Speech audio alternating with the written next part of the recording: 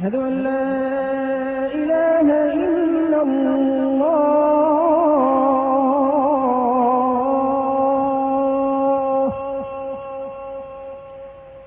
أشهد أن محمدا رسول الله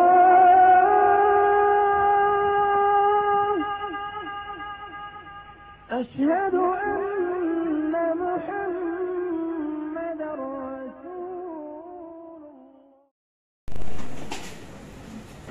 قابل صدر احترام صدر مجلس اعلیٰ، قابل صدر احترام جناب کرسپانڈنٹ صاحب، جناب ہیڈ ماسٹر صاحب، نائب میرے مدرسین، اساتذہ کرام، طلباء عزیز، ٹیچنگ نان ٹیچنگ اسٹاف، اور خصوصی طور پر ہماری دعوت پر لبیک کہتے ہوئے اسٹیج پر جلوہ افروز ایک عظیم شخصیت جناب حافظ مولوی جعفر صادق صاحب عمری مدنی حفظہ اللہ، اور جناب حافظ ڈاکٹر عبدالخالق صاحب انشاءاللہ تھوڑی دیر میں پہنچنے والے ہیں۔ محترم سامعین، آج کا یہ اجلاس بڑی اہمیت کا حامل ہے۔ اللہ کی توفیق سے، اس کی ہدایت سے اللہ نے ہمیں اس بات کا موقع عطا فرمایا کہ چند گھنٹوں ہی کے لیے صحیح نبی پاک صلی اللہ علیہ وسلم کے سیرت کے مختلف پہلوؤں پر روشنی ڈالی جائے، اور جب ہم یہاں سے نکلیں مہمان اعظام کا طلبہ جو تقریریں یہاں کرنے والے ہیں ان کی جانب سے جو باتیں ہوتی ان باتوں کو اپنے ساتھ لے جانے کا اللہ موقع بھی عنایت فرمائے، توفیق بھی عطا فرمائے۔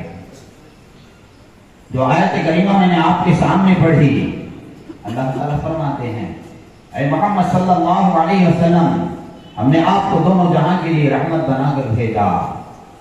آپ جس پیغام کو لے کر آئے وہ بھی رحمت تھا۔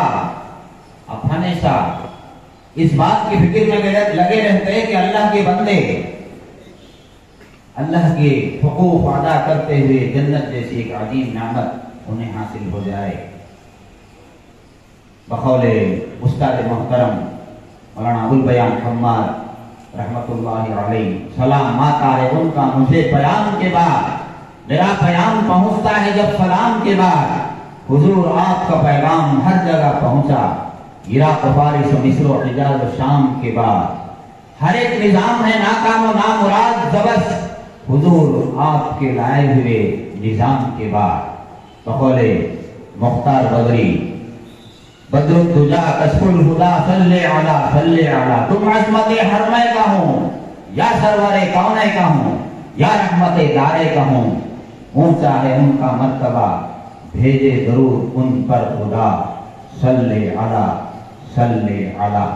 اس موقع پر میں اپنی جانب سے، ذمہ داران ادارہ کی جانب سے، جناب کرسپانڈنٹ صاحب کی جانب سے، ناظم دینی تعلیم کمیٹی کی جانب سے، ہیڈ ماسٹر صاحبان، اساتذہ، طلباء عزیز کی جانب سے دل کی گہرائیوں سے آئے ہوئے مہمانوں کا پرتپاک استقبال کرتا ہوں اور شکریہ ادا کرتا ہوں اس بات پر کہ محترم ہمارے لیے کوئی نئی شخصیت نہیں، الحمدللہ اس کے پہلے بھی آپ ہماری دعوت پر آئے ہوئے ہیں۔ اور ایک مہمان جو تشریف لائے ہیں، ایک چیز میرے ذہن سے نکل گئی تھی، ماشاءاللہ حافظ قرآن بھی ہیں، جامعہ دارالسلام کے فارغ بھی ہیں، مدینہ منورہ جامعہ اسلامیہ کے فارغ بھی ہیں، اور سب سے بڑی خوبی اللہ نے آپ کو یہ رکھی کہ صحیح بخاری آپ کو الحمدللہ پوری طرح یاد ہے، پوری طرح یاد ہے۔ یہ واقعی میں ایک قابل اعزاز بات ہے، قابل فخر بات ہے۔ اللہ تعالیٰ آپ سے بے شمار خدمات لے رہا ہے، ایک اچھے تمل مقرر، بلکہ اردو میں بھی ماشاءاللہ بہترین تقریر آپ کر لیتے ہیں۔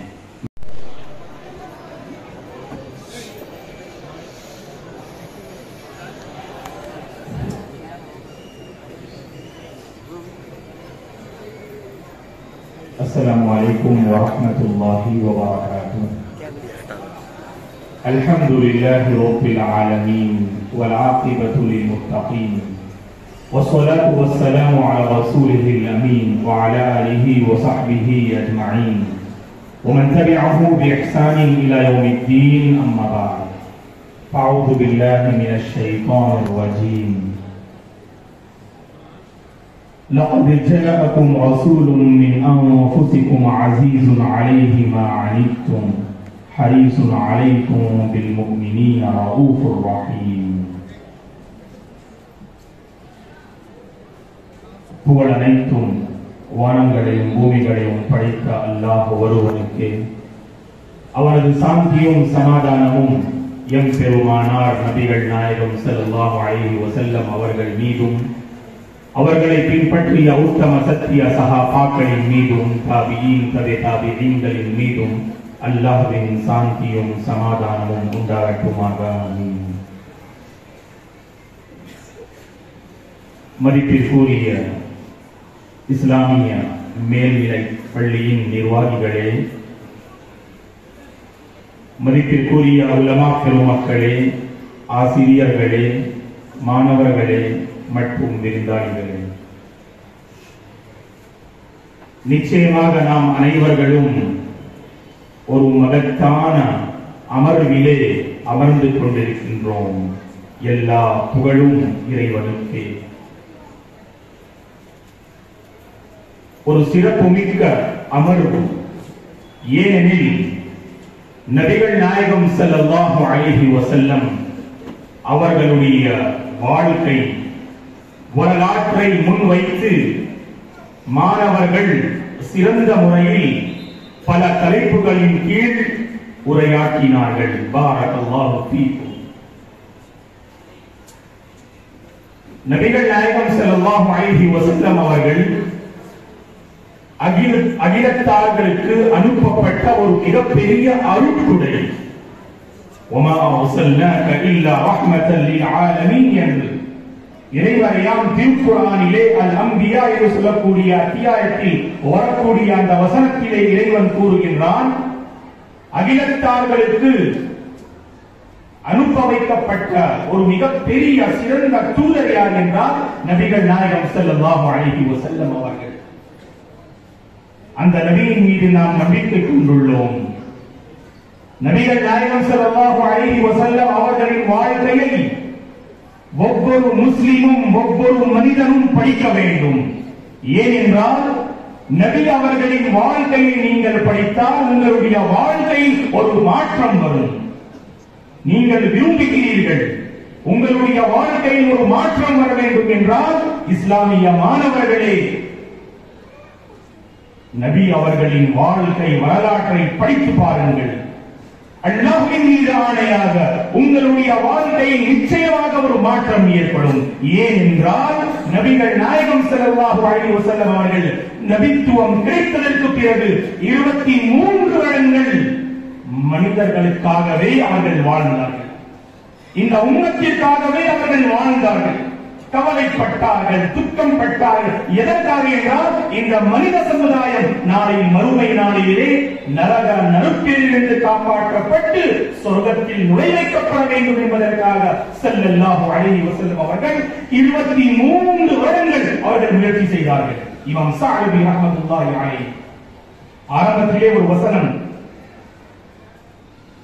நான் ஓதி காண்பித்தேன். லகத் ஜாஅக்கும் ரசூலுன் மின் அன்ஃபுசிக்கும். இந்த வசனத்தின் விளக்கத்தில் இமாம் ஸஅதி ரஹிமஹுல்லாஹ் அவர்கள் கூறுகின்றார்கள், ஹதன் நபியு லா யஹும்முஹு இல்லா ஷஅனுக்கும் வ லா யுர்தீஹி இல்லா துகூலுக்குமுல் ஜன்னah. இந்த நபி எப்படிப்பட்டவர் என்றால் இந்த நபி உங்களுடைய நிலைமையை கொண்டுதான் கவலைப்படுகின்றார்கள். அல்லாஹு அக்பர். இந்த நபி எப்படிப்பட்டவர் என்றால் உங்களுடைய நிலைமையை கொண்டுதான் இவர்கள் கவலைப்படுகின்றார்கள். வலா யுர்தீஹி இல்லா துகூலுக்குமுல் ஜன்னah. அல்லாஹ்வின் தூதர் ஸல்லல்லாஹு அலைஹி வஸல்லம் அவர்களுடைய திருப்தியை அவர்களுடைய மகிழ்ச்சியை நீங்கள் அடைய வேண்டும் என்றால் சொர்க்கத்தில் நீங்கள் நுழைய வேண்டும். அப்பொழுதுதான் ஸல்லல்லாஹு அலைஹி வஸல்லம் அவர்களுக்கு திருப்தி கிடைக்கும். ஏன் நாம் அல்லாஹ்வின் தூதருடைய வாழ்க்கையை படிக்க வேண்டும் என்றால் அவர்களுடைய வாழ்க்கையை படித்தால் நிச்சயமாக நம்முடைய வாழ்க்கை ஒரு மாற்றம் ஏற்படும். இன்ஷா அல்லாஹ் இந்த வகை மீது முதல் வகை இறங்கியது உங்கள் அனைவர்களுக்கும் தெரிந்த அறிந்த ஒரு விஷயம். أعوذ بالله من الشيطان الرجيم بسم الله الرحمن الرحيم اقرأ باسم ربك الذي خلق خلق الإنسان من علق اقرأ وربك الأكرم الذي علم بالقلم علم الإنسان ما لم يعلم இந்த 5 வசனங்கள் அல்லாஹ்வின் தூதரின் மீது ஹிராவுடைய குகையில் இறங்கியன. இஸ்லாத்தின் முதல் போதனை கல்வி. இஸ்லாமிய மார்க்கத்தின் முதல் போதனை கல்வி. அல்லாஹு அக்பர். உங்களுடைய பெற்றோர்களுக்கு இன்றே நீங்கள் நன்றி செலுத்துங்கள். ஏன்? ஒரு மகத்தான பள்ளிக்கூடத்தில் நீங்கள் படித்துக் கொண்டிருக்கிறீர்கள் இல்லையா? ஒரு மகத்தான பள்ளிக்கூடத்தில் நீங்கள் படித்துக் கொண்டிருக்கிறீர்கள். இன்றே நீங்கள் உங்களுடைய பெற்றோர்களுக்கும் ஆசிரியர்களுக்கும் நிர்வாகிகளுக்கும் நன்றி செலுத்த வேண்டும்.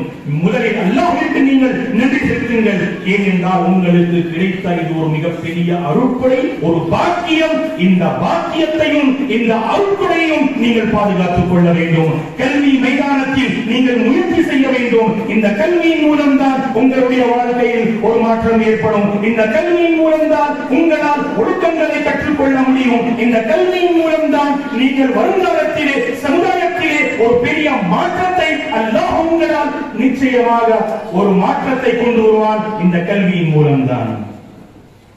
அறியாமை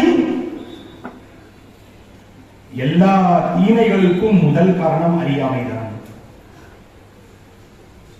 எல்லா தீமைகளுக்கும் பிரச்சனைகளுக்கும் குழப்பங்களுக்கும் முதல் காரணம் அறியாமை. இந்த அறியாமையை அகற்றுவதற்காக தான் இஸ்லாம் வந்தது.